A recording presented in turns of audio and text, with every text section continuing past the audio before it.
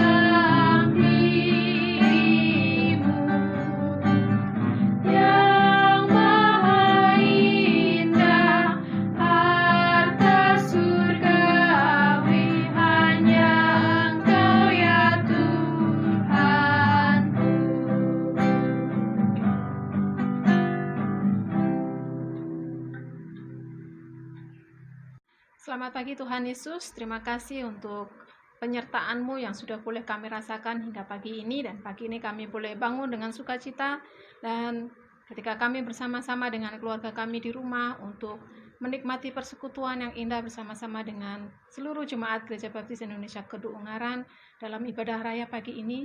Engkau memberkati puji-pujian kami, Engkau memberkati persembahan kami, supaya boleh menjadi persembahan yang harum bagi Engkau dan berkenan bagi kemuliaan nama-Mu Tuhan, dan Engkau yang menolong kami supaya kami boleh mendengar apa yang Engkau ingin sampaikan buat kami untuk kami lakukan dalam kehidupan kami sehari-hari. Engkau memberkati acara ibadah kami dari awal sampai akhir, dan kami menyerahkan sepenuhnya waktu kami ke dalam tangan kasih setia-Mu. Di dalam nama Tuhan kami Yesus Kristus kami berdoa dan bersyukur. Amin. Kita patut bersukacita karena kita memiliki penebus yang menepati janjinya untuk hidup kita. Kita akan menyanyikan nyanyian pujian nomor 223, berdiri atas janji penebus.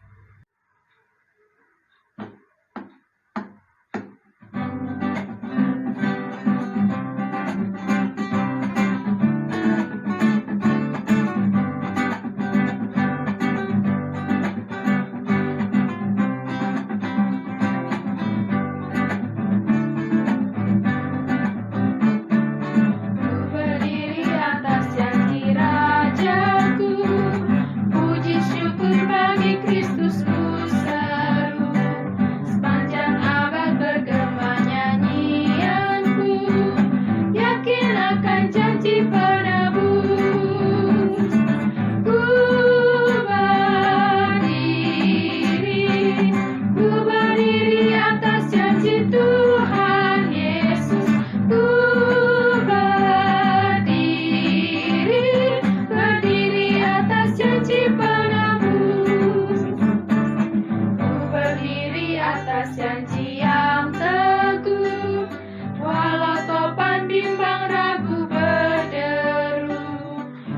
firman Allah sumber kemenanganku, yakin akan janji penebus. Ku berdiri atas janji Tuhan Yesus. Ku berdiri atas janji penebus. Ku berdiri atas janji Tuhanku, kasih-Nya kekal tetap mengikatku. Sabdanya bagai senjata yang ampuh, yakin akan janji penebus. Ku berdiri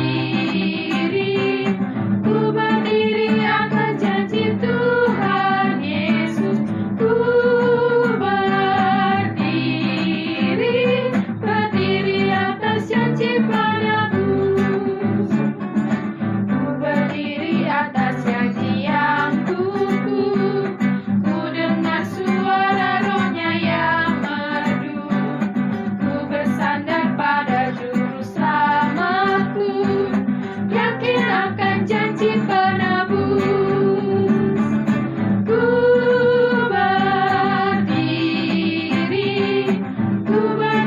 atas janji Tuhan Yesus. Ku berdiri atas janji penebus. Tiba saatnya kita akan mendengarkan kebenaran firman Tuhan yang akan disampaikan oleh Pendeta Yohanes Purnomo. Untuk menyiapkan hati dan pikiran kita akan mengangkat nyanyian pujian nomor 98, Firman Hidup Kekal.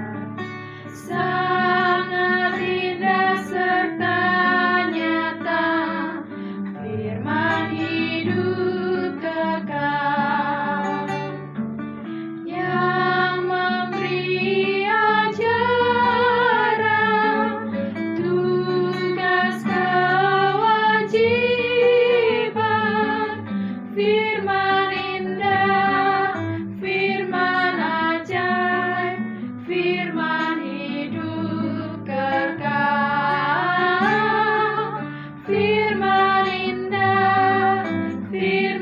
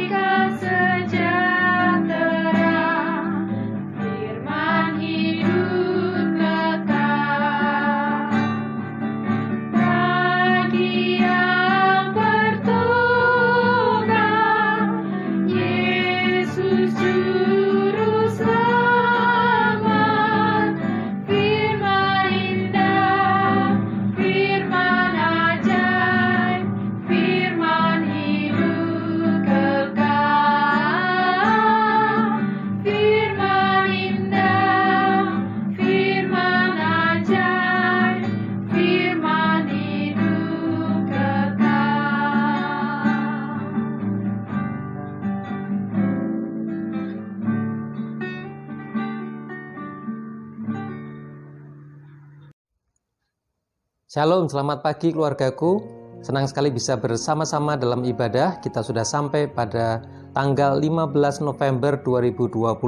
Sebelum kita bersama-sama untuk belajar kebenaran firman Tuhan pada pagi hari ini, saya menyampaikan selamat untuk pernikahan bagi asisten gembala sidang GBI Kedu Ungaran, yaitu Bapak Yusef dan Ibu Elva. Senang sekali saya bisa menyaksikan, menghadiri acara pemberkatan pernikahan Pak Yusef dan Bu Elva, dan besok Senin kira-kira jam 10 kedua mempelai ini akan sampai di Ungaran, akan menempati pastori kedua di Kalongan. Kita terus berdoa supaya perjalanan mereka lancar sampai di Ungaran. Kita sedang merencanakan untuk semacam ibadah syukur sederhana. Nanti informasi waktu dan yang lainnya akan diinformasikan berikutnya di grup WA gereja. Keluargaku yang dikasihi Tuhan, kita sampai pada perikop pasal yang ke-13 dari Injil Yohanes, ayat yang ke-21 sampai dengan yang ke-30. Minggu yang lalu kita belajar dari ayat yang ke-18 sampai yang ke-20 dari Injil Yohanes pasal yang 13, dan kita lanjut pada saat ini adalah di ayat 21 sampai dengan yang ke-30. Injil Yohanes pasal 13 ayat 21 sampai yang ke-30, di mana lembaga Alkitab memberikan judul Yesus memperingatkan Yudas. Ada ayat kesejajarannya dari Injil Matius, Markus maupun Lukas. Karena ini sangat penting sehingga keempat penulis Injil perlu mencantumkan di dalam tulisannya, di dalam Injil yang mereka tulis. Nah, keluargaku yang dikasihi Tuhan, secara sekilas perikop ini bisa kita lihat. Ini perikop yang sederhana, kita bisa membacanya yaitu ketika malam perjamuan. Kalau kita melihat hiasan rumah atau ada lukisan, kita bisa melihat ada lukisan perjamuan Tuhan Yesus dengan 12 murid. Nah, ini kira-kira peristiwanya. Perikop ini bagian dari peristiwa perjamuan yang dilakukan Tuhan Yesus bersama dengan murid-muridnya. Secara sekilas kita bisa melihat juga ada ayat-ayat yang perlu perhatian khusus. Bisa jadi perlu waktu khusus untuk kita bisa mempelajarinya atau mendalaminya, bisa di KPW ataupun ketika berjumpa kita bisa berdiskusi.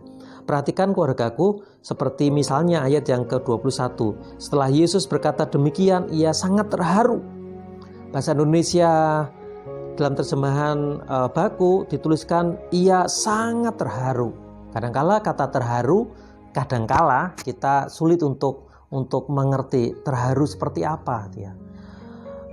Kalau kita membandingkan dengan versi terjemahan yang lainnya, kata terharu ini bisa diartikan sebagai contoh, misalnya ada yang menuliskan gelisah di dalam roh. Jadi ada kegelisahan yang sangat di dalam roh, di dalam hati. Tetapi dalam bahasa Indonesia sehari-hari dituliskan sangat sedih, sangat bersedih. Seperti firman Allah yang hidup menuliskan sangat bersedih.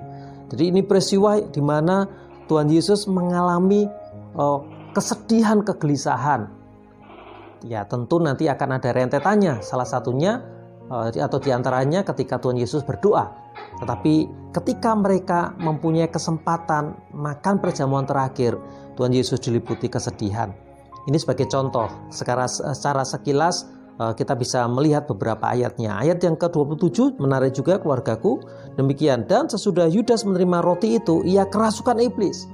Ini perlu dipelajari tersendiri sebenarnya.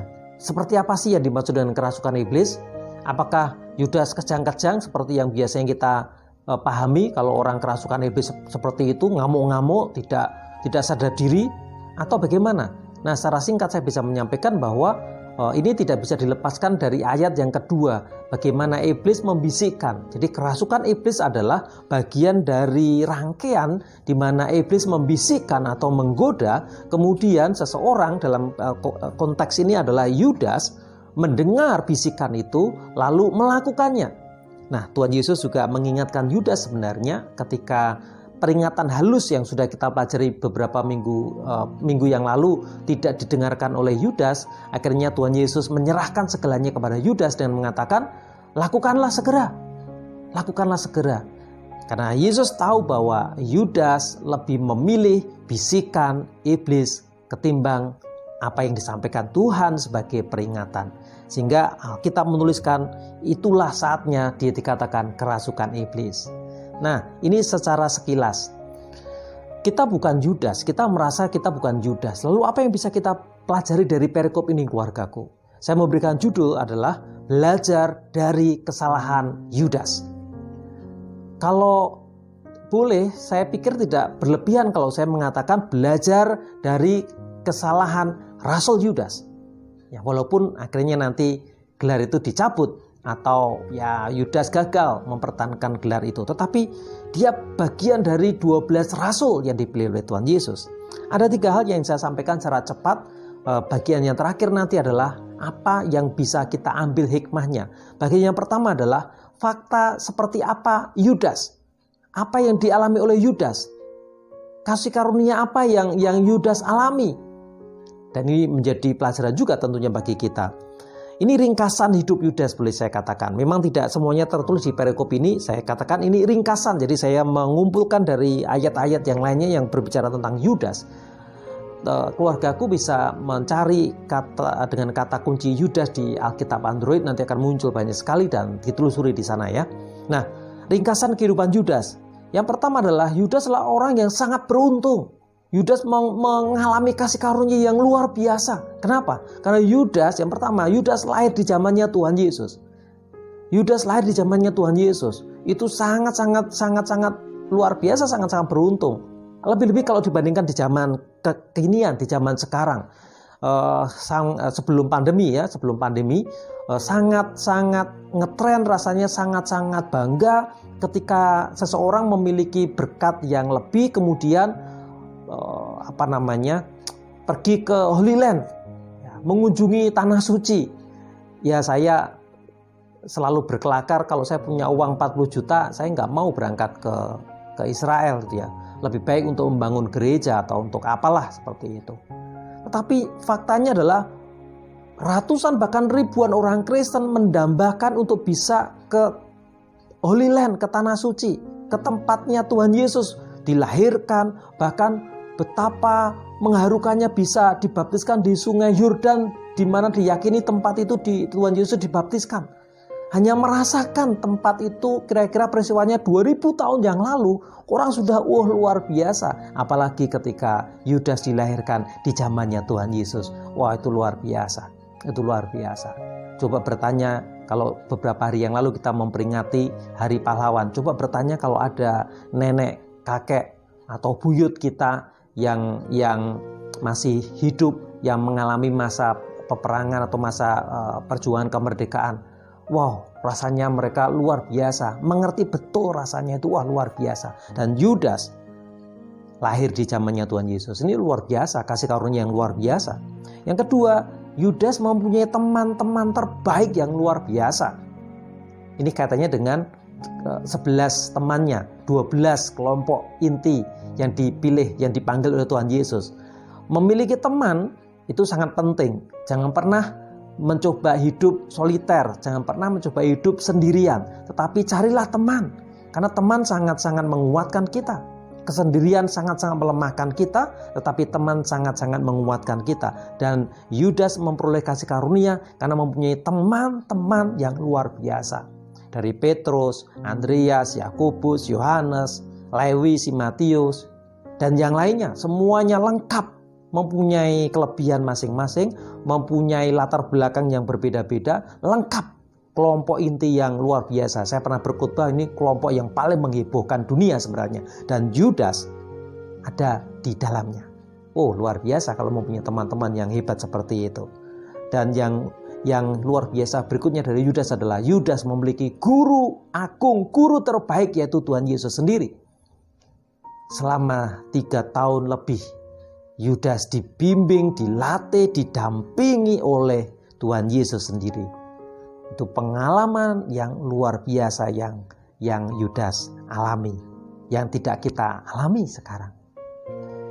Yang keempat, yang luar biasa adalah Yudas dipilih oleh Tuhan Yesus untuk menjadi rasulnya. Jangan ragukan caranya Tuhan memilih. Jangan ragukan caranya Tuhan Yesus memilih. Kemarin sudah kita sempat singgung ya, Tuhan tidak pernah salah pilih. Kalau nanti kita mundur lagi bagaimana Tuhan Yesus mempersiapkan atau memanggil murid-muridnya, itu setelah semalam-malaman Tuhan Yesus menyendiri berdoa. Kemudian pada pagi harinya barulah Tuhan Yesus memilih dari puluhan orang itu, dipilih 12 untuk menemaninya dalam pelayanannya. Dan Yudas salah satu yang dipilih menjadi rasul. Wah, luar biasa. Luar biasa keluargaku. Dipilih, dipanggil secara khusus oleh Tuhan. Disentuh sendiri oleh tangannya Tuhan untuk meneguhkan. Dulu waktu saya ditabiskan, ada doa tumpang tangan, ya beberapa pendeta mendoakan, ada yang menyentuh bau saya. Wah, rasanya berat sekali, tetapi ada kesejukan yang saya alami. Dan ketika Yudas dipilih, dipanggil, tangannya Tuhan Yesus sendiri yang menyentuhnya. Luar biasa. Tapi yang kelima yang terjadi dengan Yudas adalah Yudas justru jatuh di bidang. Saya mengutip apa yang disampaikan oleh pendeta Dr. Robi Setiawan. Justru Yudas jatuh di bidang di mana disitulah keahliannya. Sekali lagi, Tuhan Yesus tahu persis siapa murid-murid yang dipanggilnya, tahu persis keahliannya masing-masing, dan Tuhan Yesus tidak pernah salah pilih Yudas untuk menjadi bendahara, untuk menjadi pengelola, untuk menjadi manajer keuangan kelompoknya Tuhan Yesus itu. Karena memang keahliannya di situ. Tetapi justru akhirnya kita bisa belajar, Yudas jatuh di bidang itu. Ketika dia mengkritik seseorang yang memecahkan parfum yang mahal harganya untuk diberikan oleh Tuhan Yesus, Yudas mengkritiknya. Dan Yohanes memberikan catatan. Itulah kejatuhannya. Bahkan di perikop ini kita bisa belajar teman-temannya, para murid Tuhan Yesus yang lain, ketika Tuhan Yesus mempersilahkan Yudas, lakukan sekarang. Dipikirnya Yudas diminta Tuhan Yesus untuk belanja, karena dia adalah yang memegang keuangan pada waktu itu. Dipikir Tuhan Yesus meminta sesuatu untuk dibelanjakan oleh Yudas. Yudas jatuh di bidang di mana dia kuat. Oleh sebab itu hati-hati ya keluargaku. Nah, yang bagian yang B yang bisa kita pelajari secara ringkas itulah kehidupannya Yudas. Luar biasa. Nanti saya tuliskan di layar. Yang kedua bagian yang B, kita bisa melihat sebelum kejatuhan Yudas, apa yang sudah Tuhan Yesus lakukan. Jangan sampai kita menuduh Tuhan Yesus tidak mau peduli dengan kehidupan Yudas. Jangan sampai kita menuduh bahwa Yudas jatuh oleh karena gurunya tidak peduli atau tidak mengerti. Jangan salah keluargaku. Tuhan Yesus mempersiapkan Yudas. 3 tahun lebih mempersiapkan Yudas. Dan di akhir kehidupannya pun Tuhan Yesus masih mengingatkan. Apa yang sudah Tuhan Yesus lakukan?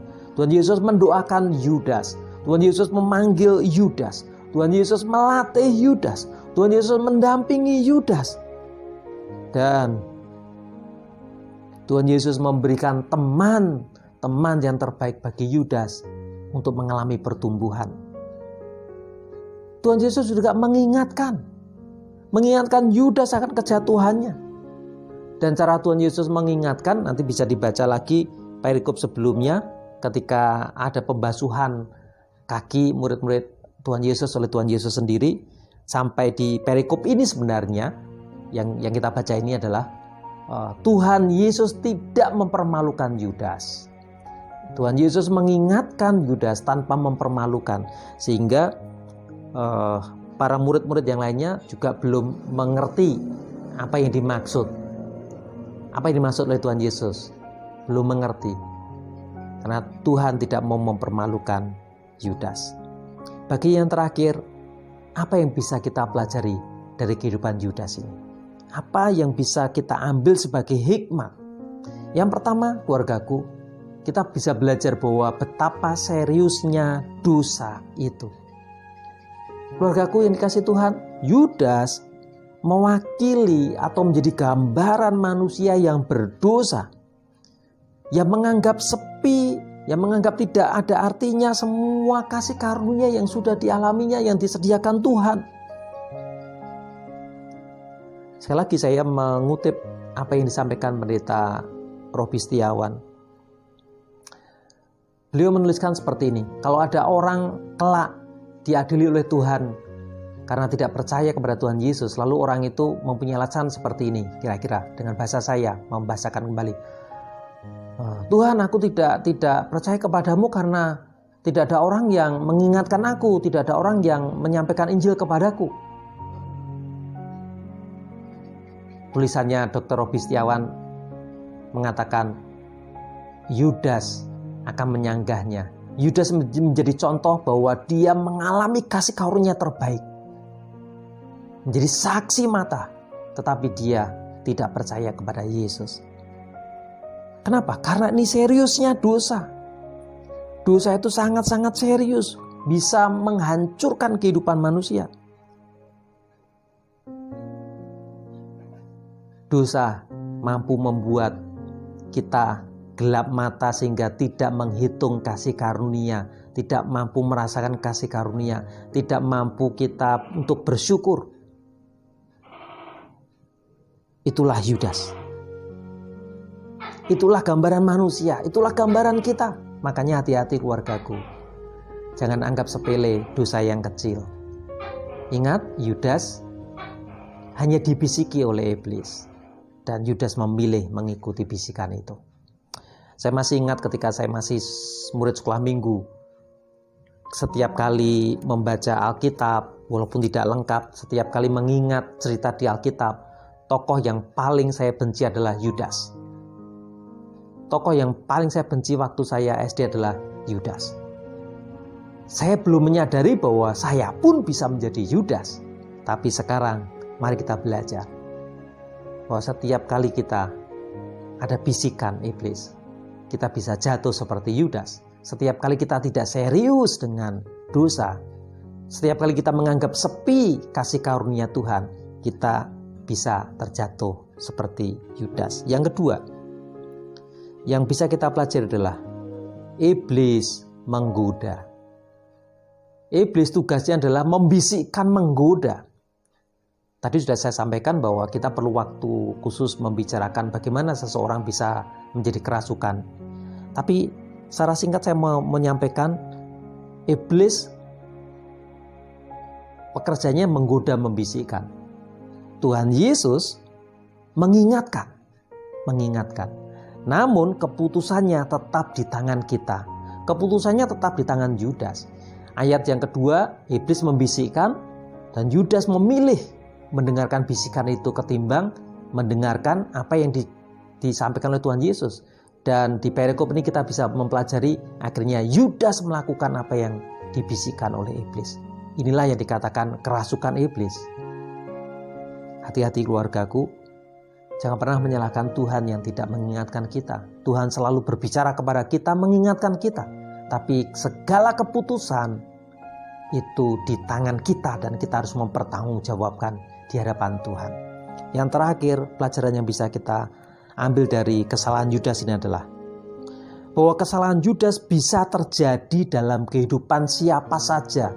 Bahwa kesalahan Yudas bisa terjadi di dalam kehidupan orang Kristen di mana saja, di zaman kapanpun. Yaitu ketika orang Kristen mengkhianati Tuhan Yesus, maka dia sudah menjadi Yudas. Mengkhianati baik sebentar saja ataupun lama, sama saja. Itu tetap namanya mengkhianati.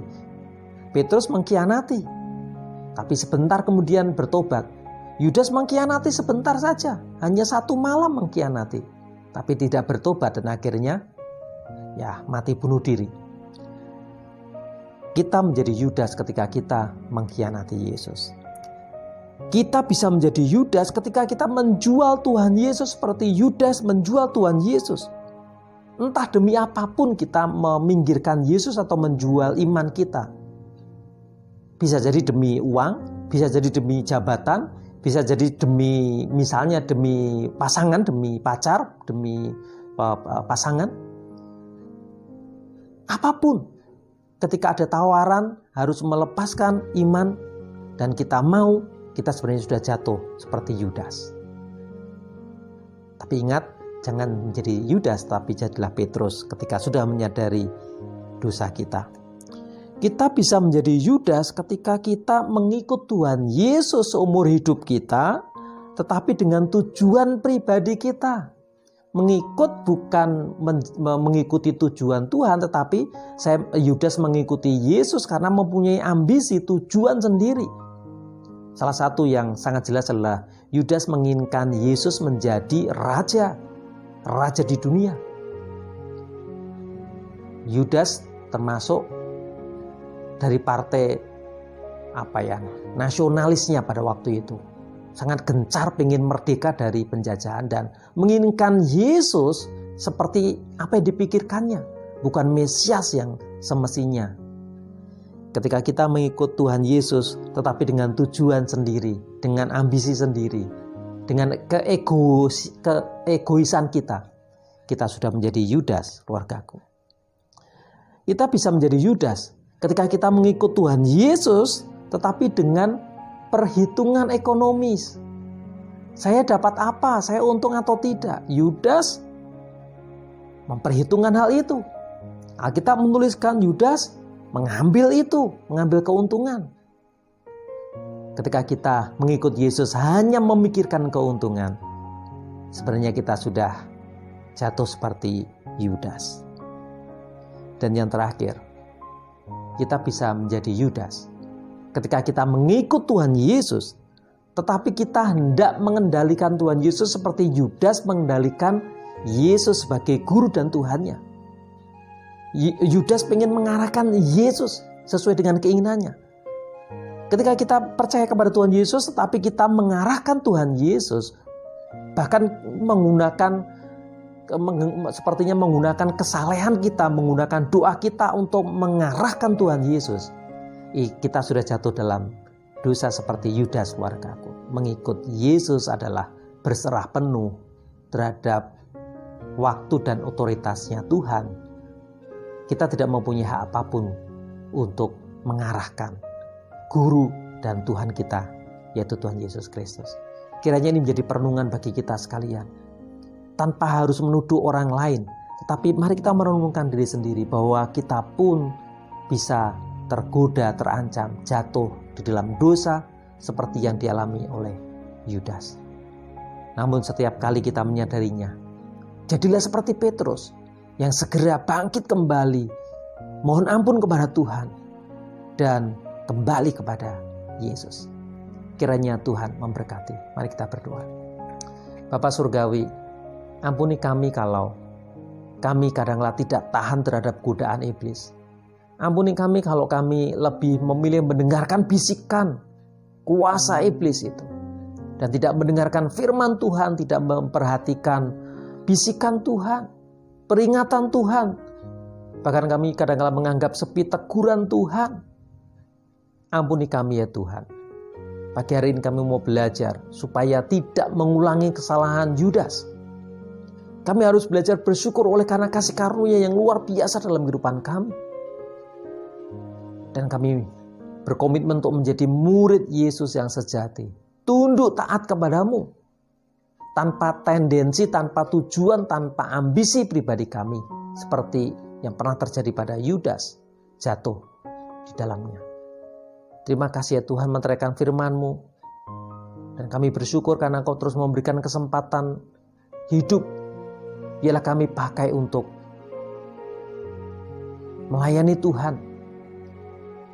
Memakai kesempatan untuk mengakui keberadaan kami di hadapan Tuhan dan memohon ampun kepada Tuhan. Terima kasih ya Tuhan, dipermuliakanlah nama-Mu. Di dalam nama Tuhan Yesus kami berdoa. Amin.